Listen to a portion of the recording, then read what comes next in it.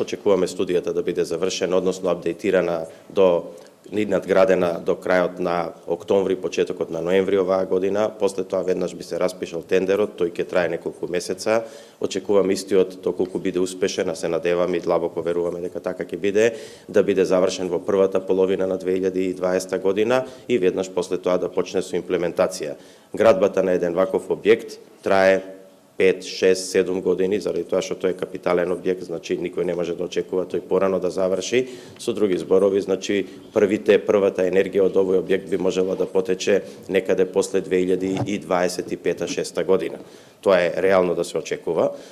Инсталираниот капацитет ќе биде една од ставките која што ќе може инвеститорот флексибилно и да ја одреди согласно неговата физибилност, но таа нема да биде помала од 300-350 мегавата инсталирана снага, значи сепак станува збор за сериозен објект.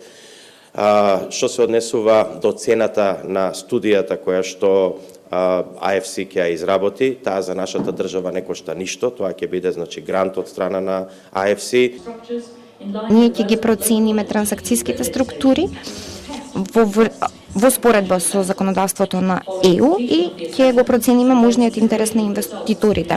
Во соработката со владата ние потенцираме нашата поддршка во врска со спроведувањето на јавно-приватното партнерство. Владата на Северна Македонија има амбициозни цели да го зголеми производството на енергија користејќи при тоа обновливи извори, а ИФЦ сака да биде дел од сето ова.